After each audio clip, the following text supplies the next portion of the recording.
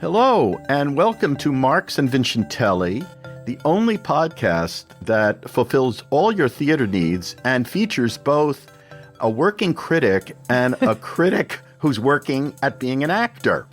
Oh, my God. I'm Peter Marx, former chief theater critic at the Washington Post, and now a Renaissance man. Absolutely. And I'm Elizabeth Vincentelli, and I write reviews and features for the New York Times. Oh, man, we have a great conversation for you today. We do. And this time, it's with a very busy director. And we're both very happy she's busy, by the way. We're big fans. And I'm talking about Whitney White. Now, Whitney's current project is the new musical Saturday Church, which is a New York Theater Workshop in New York until October 19th. And then October 8th, she's starting previews for the Broadway transfer of Bess Wall's Liberation, which had a very well-loved off-Broadway run earlier this year. And Whitney, many of you may know her for her work directing Jaja's African Hair Braiding, and she was nominated for a Tony last year. And the show is touring all over the country. So it's a very, very wonderful, funny play. Yeah, Whitney's career has really, it's sort of meteoric now. I mean, She's so in demand. She's really jumped to the forefront of directors with her plays, and she's done a variety. She really is amazingly, what's the word I'm trying to find? A Renaissance woman, perhaps? Yeah, exactly. A Renaissance woman. She seems to be able to do anything. She also directed Aleshea Harris's very radical What to Send Up When It Goes Down, which dealt with police brutality. She's also a writer, musician, performer, and you'll hear about her operatic chops. Oh, yeah, she dropped quite a few great revelations, to us at least. Indeed. And she explores some of those in her own shows, such as the recent Macbeth in Stride, part of a series of pieces she's created about Shakespeare characters, and in which she portrayed a version of Lady Macbeth. So let's please welcome to the podcast Whitney White. Thank you for having me. Oh, so excited. I saw Saturday Church last week, and I had a little cry, not going to lie, at the end. I'm a sucker for this kind of story, but I'm also a sucker for the showmanship that is in the show. And for our listeners, the end particularly ends in this just completely fantastic pageant, I guess. I don't want to say too much, but it ends on this kind of like extraordinary pageant that really, I was getting all teared up at just the talent. And the music was completely uplifting, which I know is a super big cliche, but I don't care. I'm going to say it. But what's interesting to me is that you had like not a very straight line to where you are now. And I think like these days we hear a lot about people who are like, I knew I wanted to be an actor when I was 5, or I knew I wanted to do this. And like, that is not quite the way it happened for you. So you went to Northwestern, but you majored in political science, right? Yes. Okay. So what happened? Okay, this is honestly what happened. I started singing as early as I could speak. I was just one of those kids. And so the music came like really quickly, and I had voice teachers, and I was in a gospel choir, I was in women's chorale.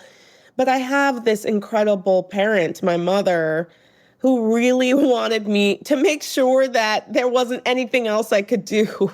And she also had a lot of interests in international culture. She was a travel agent and designer herself. And so she just always tried to immerse me. Even though all I wanted to do was sing, she had me take French lessons with this woman, Ms. Madame Souvent, when I was 7, 8 years old, and she signed me up for painting classes at the Art Institute of Chicago. And for a while I was obsessed with painting, and I went on a painting trip to Florence, and she encouraged me to play sports. I was a forward on the basketball team, and I was captain of track, And then when I got to Northwestern, I had a very interesting opportunity that came from the word no. And I think that has kind of defined my trajectory.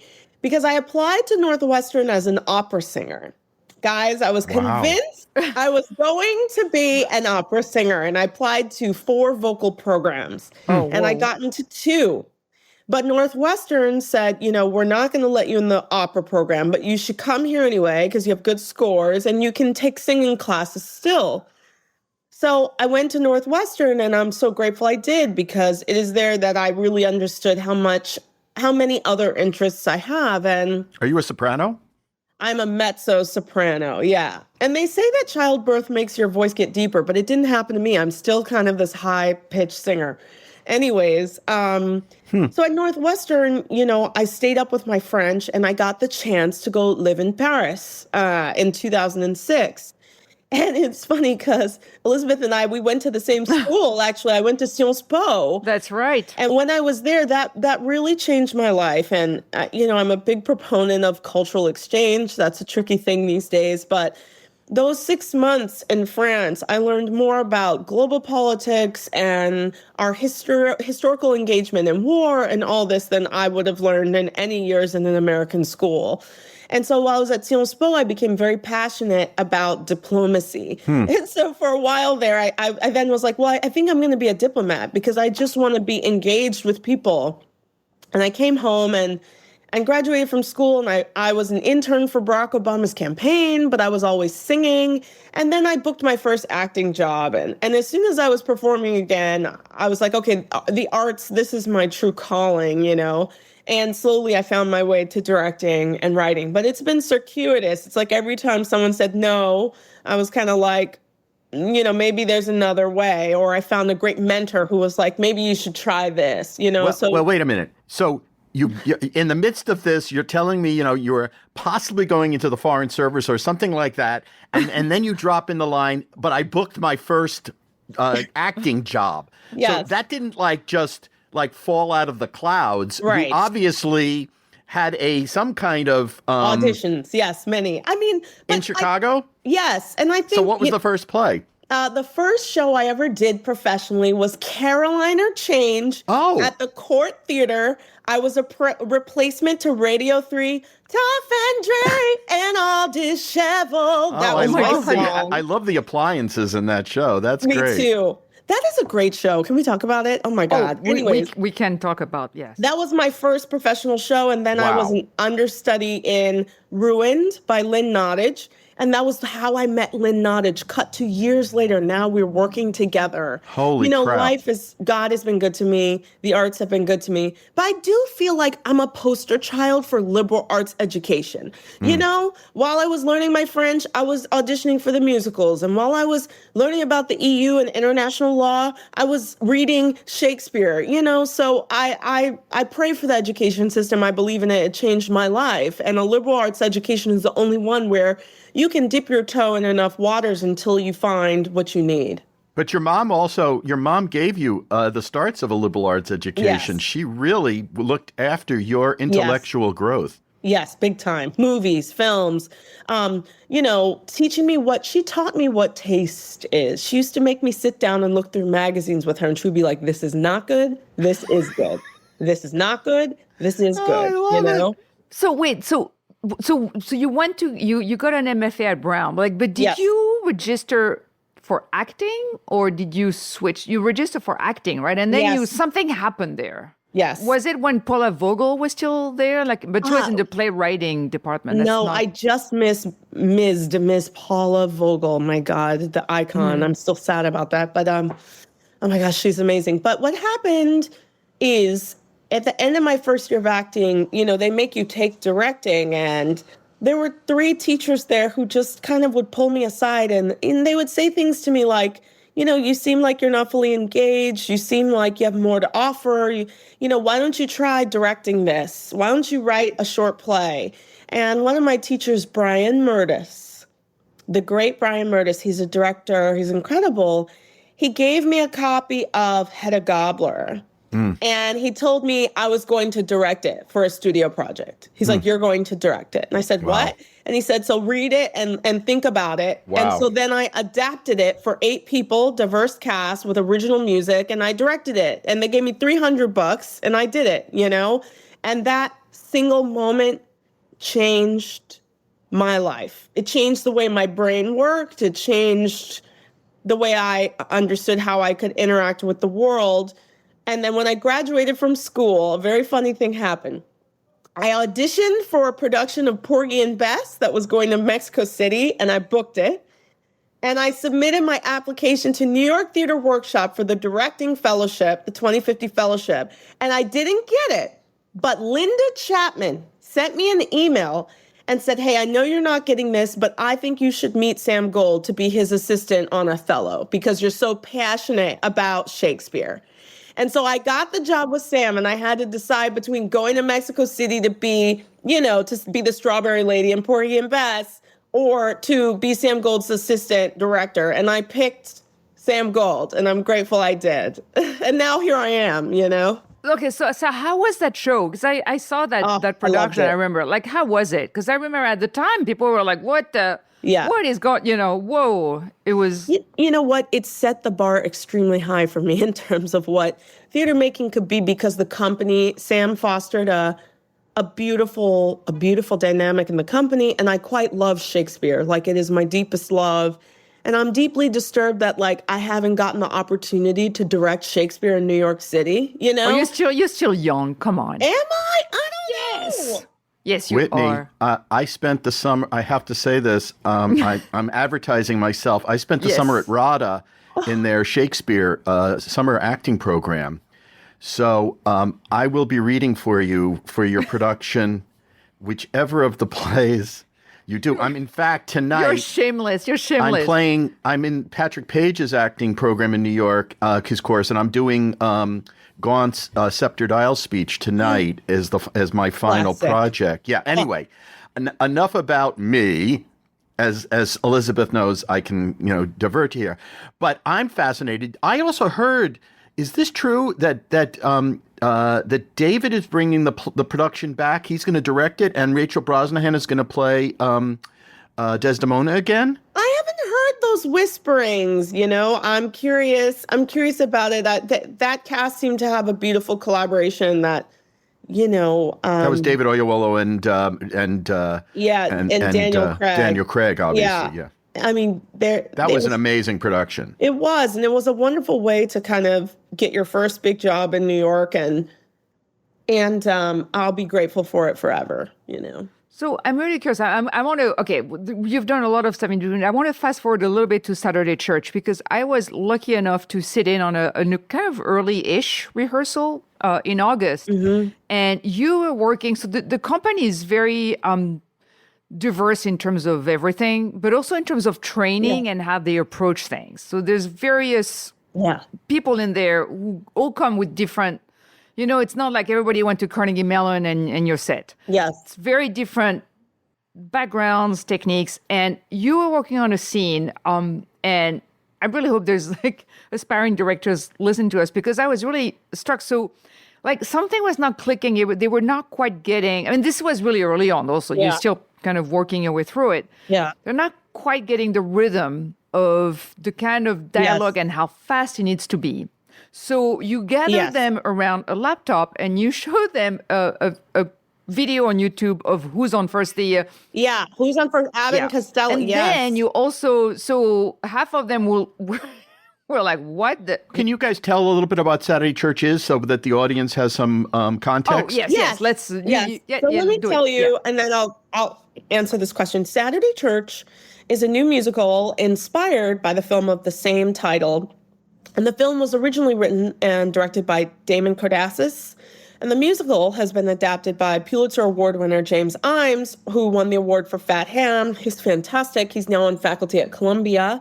And Damon Cardassis, the original filmmaker, with music by Sia and Honey Dijon.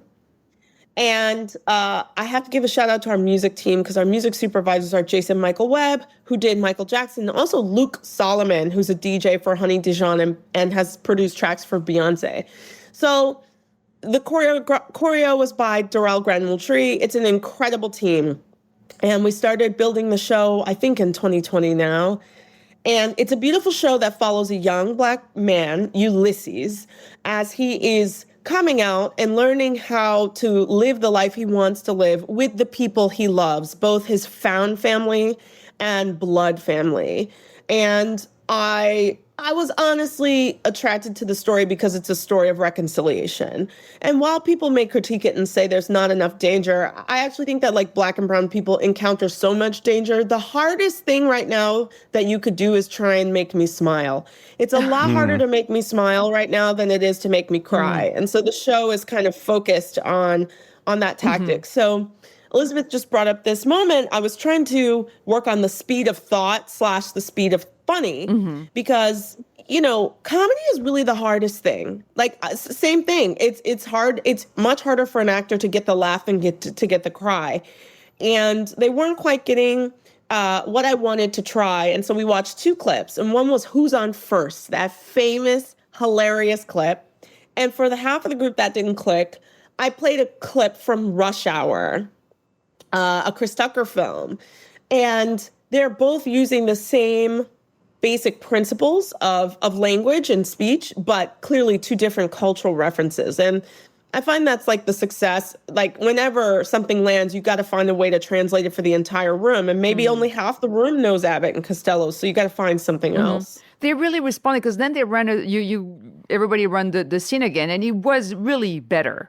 They were definitely they were like picking up, like the pace was faster. The way they were working together was like, it felt like they were more attuned to each other. And I wonder, do you do this kind of stuff often? Like what is the way you find to kind of bind a room when you start with actors? Yeah. I find the best thing is to try and just use your language to inspire people to use their own imagination. Because, you know, as soon as you show someone a video or as soon as you do a line reading, you're cutting off like 20% of their imagination. You're making it like 20% more likely they're just going to parrot back what they saw or what you did. So if you can use language or physical provocation, I always try and start there. But there's also research in dramaturgy, and like, I am not naive to think I'm not the first person to do this. Right. You know, we have such a great tradition, and I'm a nerd. Especially stuff in the 30s and 40s, like American art was at its peak, you know, coming into its peak. So I try to show people as many resources as possible, you know, all the time. And actually, Peter, you wrote a very meaningful review, I have to say, of the Amen Corner. And that was my first big show I directed. And the first time I started using these techniques with that big cast. It was James Baldwin's The Amen Corner. It had gospel songs and spirituals and language and a romance story and a Julius Caesar story with Black women. And, you know, you saw that production. I feel like that is where I like became the director I am today, you know? I love hearing that. And that's where my mind was going as you were describing your influences and the way you work. That was an extraordinary production. And as I recall, it was like right before the pandemic and then right after it came back. But it was a huge piece. It was epic and done in the Harmon in Washington, as I recall, with this incredible cast. And I wondered, you know, and it was my introduction to Whitney White. And I thought, okay, you know, this is someone to pay attention to.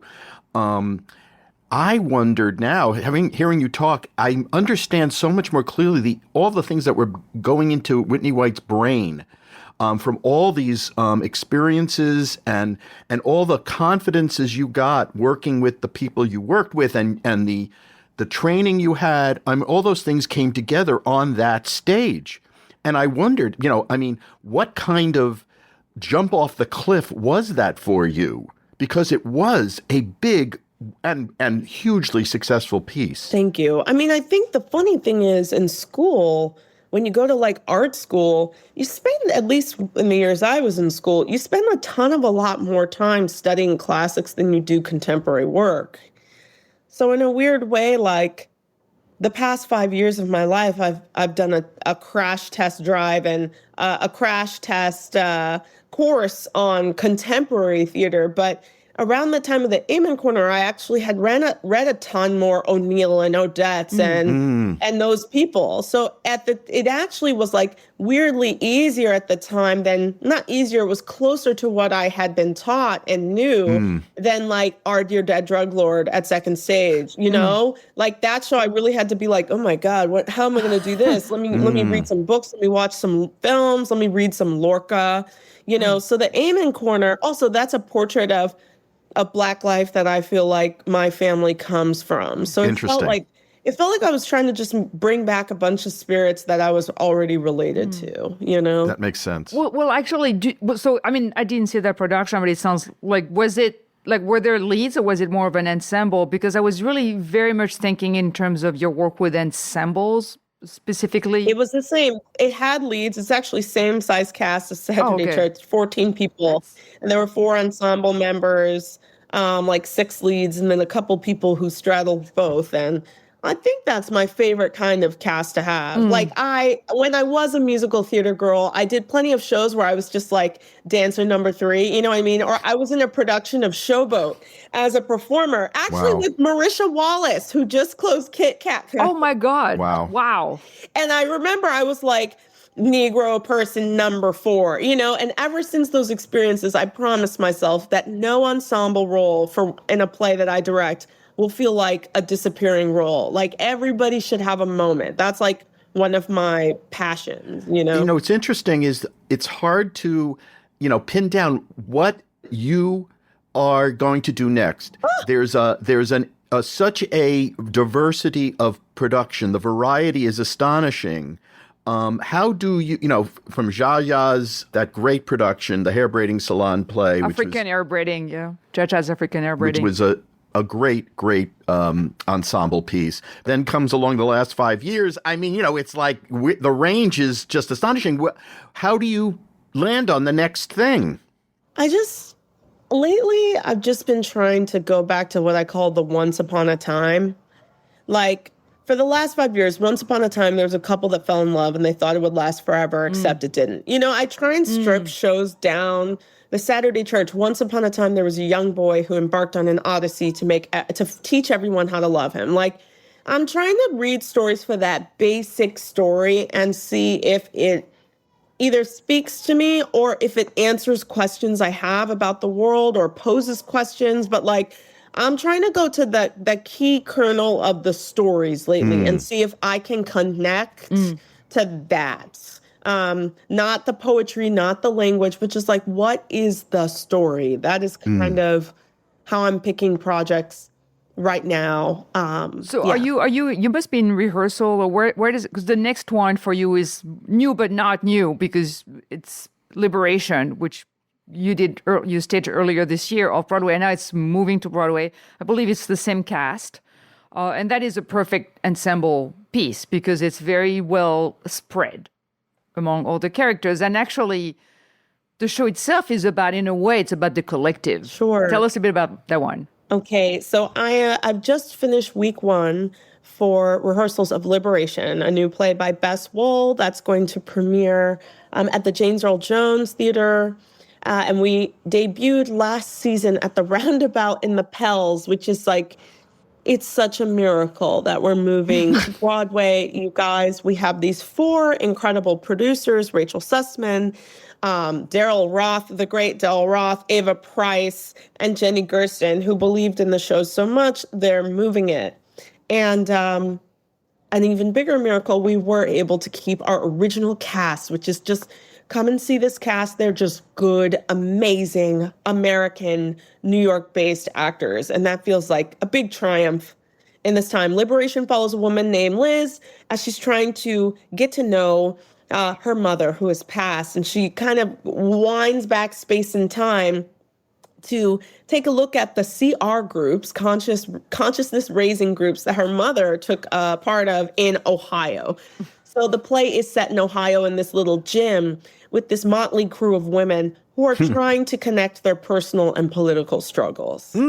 Yeah, you know, it's interesting as you're describing a play on Broadway. You know, Michael Paulson in the Times just wrote today about, at least posted today about the trouble that musical theater is having on Broadway, just financially, and it seems to me there is a kind of renaissance of interest in plays, which Thank goodness, yeah. yeah, and Bess Wall, who had a play at Second Stage at the Hayes a couple of was it last season or the season before? Couple seasons before, yeah. These a young female, a woman playwright, getting this kind of opportunity along with a woman directing with a largely woman cast. I mean, there's something very, very exhilarating about hearing about this.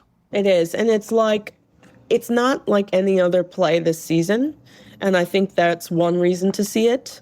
And, I like to say it's not like I'm telling you to take your medicine. The play deals with a lot of political themes we all need to be thinking deeply about immediately, but with laughs and cries and sensuality and humor. And that's always important to me. No one wants to be told to eat their spinach, So the show finds a very thrilling way to walk you into very deep questions. And it's too bad that it is a miracle that a female director, a female playwright, a mostly female cast of just diehard New York actors without a star would debut on Broadway. But Broadway used to be for the great American voices. Again, going back to the 30s and 40s, I love going back to those Broadway seasons from 1933 to 1940. There's so many weird plays in there, and it used to be a space where yes, weirdos could debut, and we need to get back to that. You know? Hear, hear. Absolutely. You earlier you talked about your love for Shakespeare, and it's actually because you also have not stopped performing. You continue, and you just did it recently. You were in your own show, Macbeth in Stride, which brings these two sides of what you do together. And apparently, it's part of am I getting this right? It's part of a 4-part exploration of Shakespeare's characters that's called All Is But Fantasy. So can you tell us a little bit? Yes. That sounds like a really ambitious long-term project. Oh my God, I can't believe you asked about it. Why? I feel like it feels like it's my other child, like it's a secret. It's a fascinating show. It was a short run, so unfortunately I missed it, but that's why now I'm asking you about it because I want to know. Well, this line, All Is But Fantasy, is kind of a play on a line that Emilia says in Othello shortly before her and Desdemona are murdered by their husbands. But she says this line, about her husband. She says, I nothing but to please his fantasy. And I thought that was what an insane thing to say. I don't exist except to please this other person's fantasy. And so I named the series that, and the series takes a look at Lady Macbeth, Emilia, who is Iago's wife, Juliet, and then the women of Richard III. And each piece is about an hour long, with a different musical discipline. And it's me and the same guy that play all those roles. And so I started out thinking the play was about a Black woman reclaiming Shakespeare, but really now I realize that's not what it's about at all. It's actually about marriage.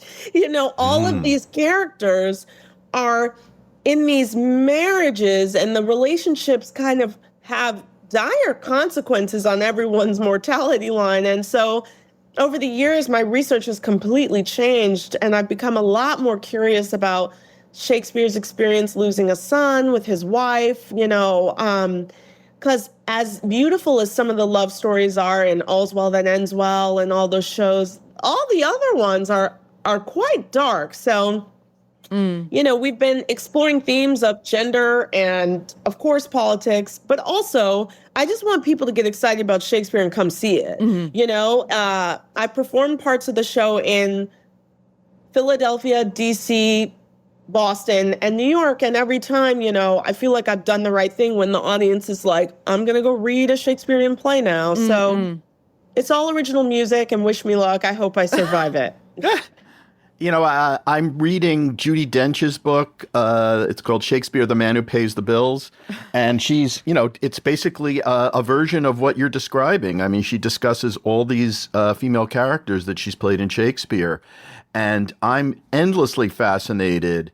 I just watched her Macbeth the other night again, the old tape of her and Ian McKellen. With Ian McKellen. Yes. Oh, my. Right. Oh my God. It's so much crazier than I thought it was. I just rewatched that production on YouTube. Peter, stop me it. too. Oh my God. That's so weird.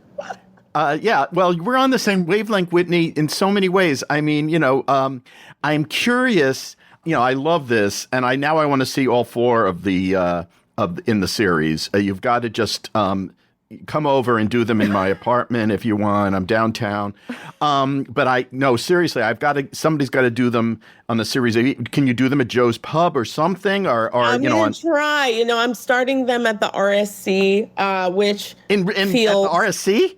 Oh, yes, whoa. they will go to the RSC this later next year in February. January, February, they'll debut. No pressure. They're named. I'm going to be in London in January, so I'm certainly inviting you. Okay, I mean, I'm not going to lie. I wept at Shakespeare's grave. I'm such a nerd, but I went to Trinity Chapel where he's buried and where he had his baptism, and I stood over the grave and I just I thought of that line from Richard II when he's in his cell and he's like, a little little grave for worms, Whitney, my wife has a locket that she wears around her with dirt from Stratford or in his Oh around my God, you near guys his are grave. insane. Yeah, I mean, in the best possible way, obviously. Yeah. Did you want to say something, Elizabeth? Because I'm you're sort bubbling. of... Well, actually, no, I do have a question because you mentioned doing that show in a bunch of places, and you work all around the country and in the UK. Yeah. And I'm really curious as to what do you feel like the vibe is about theater in different places? I mean, do you manage to get a sense when you travel like that? Because everybody, especially in theater, the industry and people are always like, the sky is falling, it's always, and especially now, I think people feel really beleaguered. But what's your sense as you perform in DC or, Yeah, this is a very good question. Oh my gosh. And there's so many little cultural bubbles. Even in DC, for example, I had What to Send Up When It Goes Down go to Woolly Mammoth. I had the Amen Corner at Shakespeare DC, but then I performed at Shakespeare DC, and then I had Jaja's go to Arena. And even those four theaters, there's such a different cultural thing going on at each theater. But I've worked in North Carolina and I've worked in California and Virginia and all over. And I think my sense is, and I hope it doesn't sound anti-New York, because I love it here. Please keep hiring me, New York. Oh my God. But I do. I don't think there's much problem, yeah. I do feel especially performing in Philadelphia, I think I'll never forget for the rest of my life. Because I performed at a smaller theater, PTC Philadelphia Theater Company, but when we had Black Theater Night, people brought me affirmations that they wrote for me. A lady brought me a bottle of wine she made for me.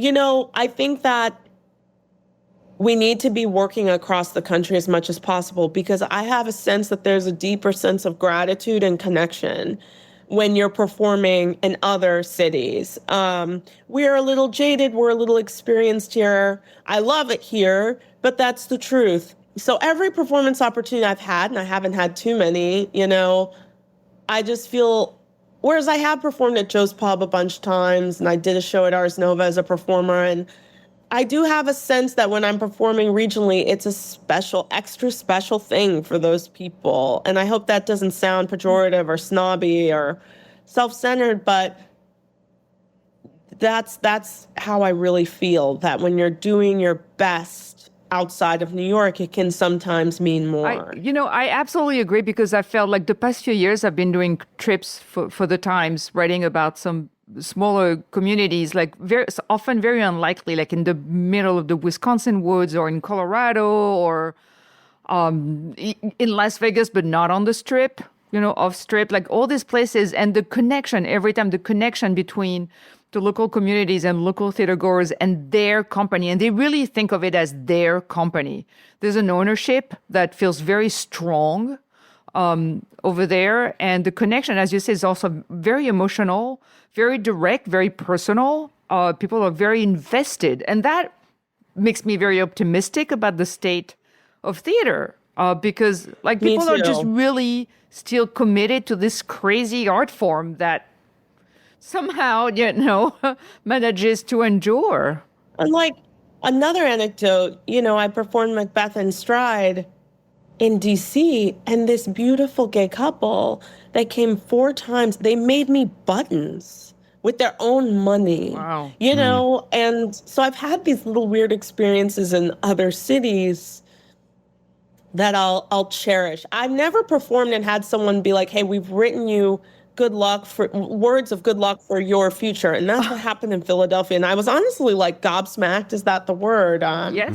But I still have those affirmations, It's true. I mean, and I had covered DC theater for 21 years, so I really got to know that idea of treasuring that happens in a place that isn't New York. New York's, it's more of a blood sport at times, theater, and elsewhere it's taken as something very, very transitory and possibly something that could be lost to them. So they want to protect it.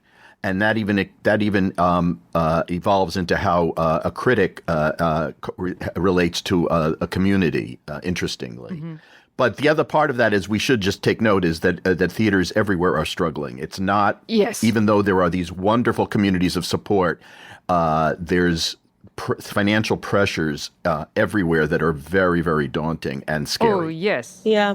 I always say I'm not a snob. Like Jaja's is on tour right now, and it has gone to Chicago Shakes, La Jolla, Berkeley Arena, and it's now at CTG. And I'm as proud of that as a Tony nominee. It means more to me almost because that is the show's real audience. They're all out there. And similarly, What to Send Up toured. And I'm just like, anytime I make something here and it can come to cities where my family lives, that's like my real goal, I'm glad you mentioned the last show, What to Send Up When It Goes Down, because I think that's one of the most radical shows and staging of the past 10 years. And it really made a very deep impression on me because it's a show that really, it makes the audience very aware of itself.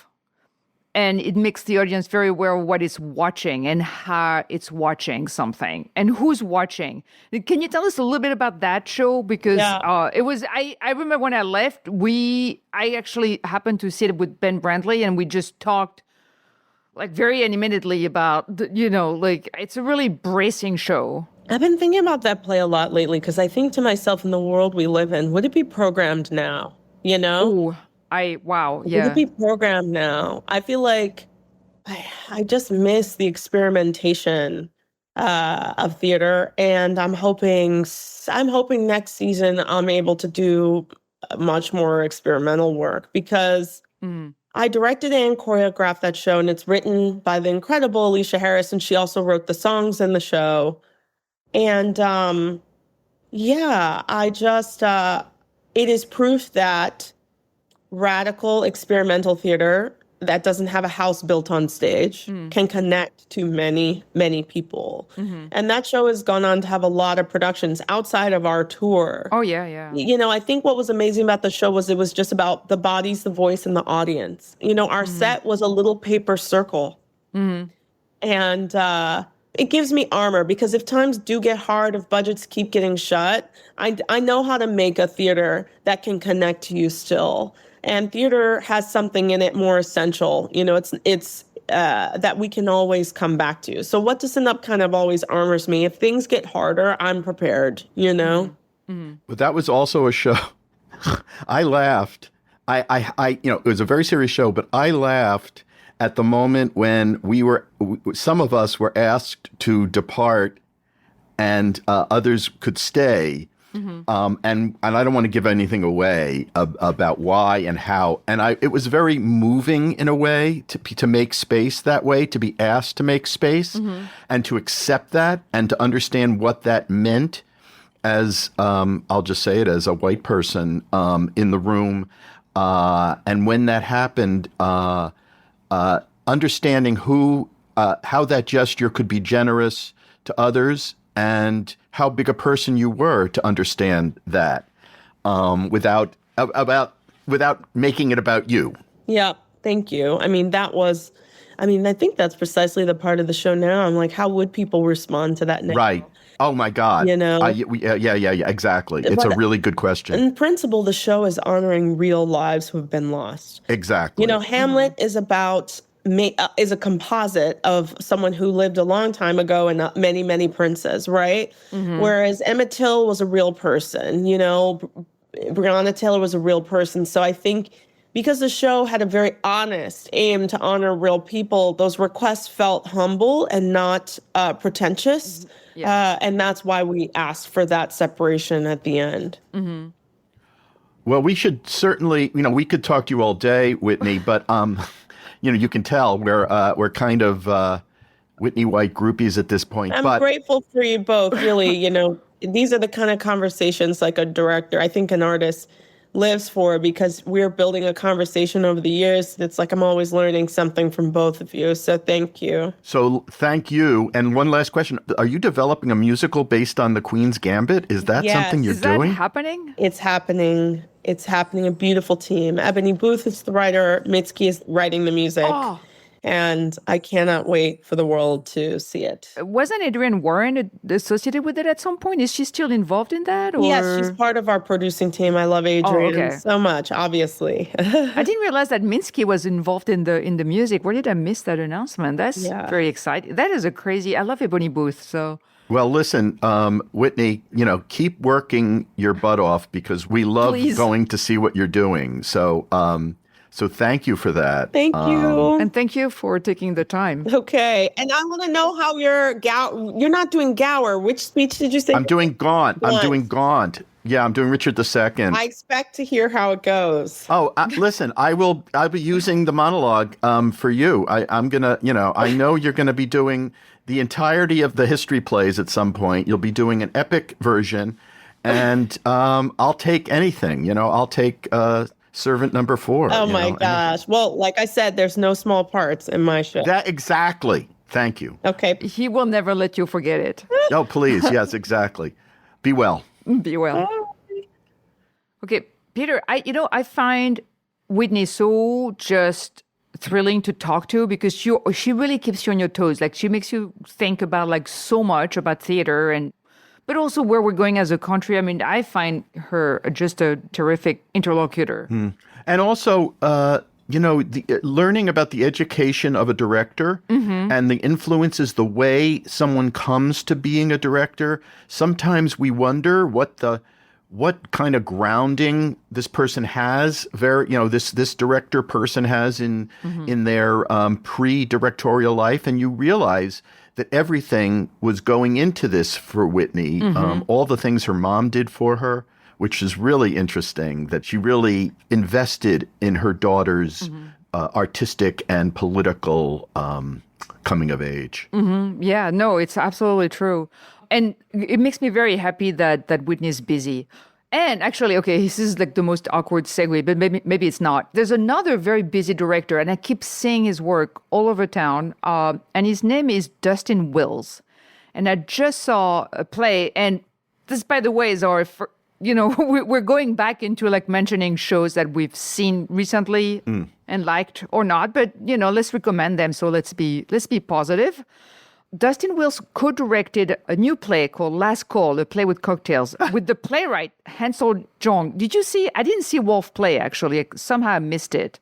I didn't, but I met Hansel, and I know how ambitious she is. Oh, yes. Wolf play was I think they did it as Soho Rep, and then it was back for a run at MCC, so quite a life. So this one is one of those immersive plays in an apartment. And I mentioned one on our last episode. This one is a little bigger. It's a bigger apartment, but still in Brooklyn. And it's the kind of show, it's a very interesting show because it never quite goes where you're going. It's a 2-character play, but the audience is kind of brought into that. And the 2 characters are 2 bartenders. And so the entire time they're making cocktails, which they then give to the audience. So like, I'm not a big drinker, so it was completely wasted on me. But I did get a Virgin Negroni, which was quite tasty. There's 3 rotating casts. I saw Chris Bano and Mitchell Winter. And the show apparently, I was told officially it's sold out. But there are cancellation things pop up. So it's worth checking out the website. It's done by On Guard Arts Production. And it's called Last Call, A Play with Cocktails. I'll put in a link, a little podcast blurb. And I'm going to mention, Elizabeth, a show I saw at the Public, which was quite wonderful. One of our previous guests wrote it and directed it, Richard Nelson, and he did it first in Kyiv. It's a play he wrote in English. It was translated into Ukrainian for Ukrainian actors. It's called When the Hurly-Burly's Done. And it may be the best of his table plays, if you know what I mean, the plays that are done around a table and over a meal. This one is about a group of actresses, some of whom are in a production of Macbeth in Ukraine, the first production in Ukrainian of Shakespeare's work back in 1920 during wartime, the Whites versus the Reds in Russia, of which Ukraine was part of that empire. And it's a wonderful evocation of the lives of these women, and it's so beautifully played by these 6 actresses, absolutely captivating. It ended this weekend, but I hope someone will bring it back. It gets hard because these actresses obviously have to go back to Ukraine. Yes, because we need to make clear it's the actual cast from Kyiv. Right. They traveled over from Ukraine. Correct. To New York. Yes. So it is done in Ukrainian with English subtitles. It's the original cast, which adds to, I think, the beauty of that gesture. I don't think I'm going to have time to see it, so I'm really bummed about that. But I'm glad one of us got a chance to see it. Yeah. Wonderful, wonderful piece. Okay, so moving on, the usual housekeeping. Our big thanks to our producer, Adam Gold, who's so dedicated that he managed to do a very quick back and forth to Australia and come back, and now he's back doing the show for us. Which, sending him a heart emoji. Also a big heart emoji to our listeners, our subscribers, our paying subscribers. All of you really keep us going. It means a lot to us. Please keep those comments going. And we do try to address them. I'm saying that like I don't mean it, but I do actually mean it. You can check us out at marksvincentielli.substack.com. And yes, leave us comments there. And of course, please follow us on Instagram, where we have a podcast-centric handle. It's Marks and Vincentelli. And we also post on our usual social media platforms. We'll be back soon with another episode, and you can take that to the bank. Bye!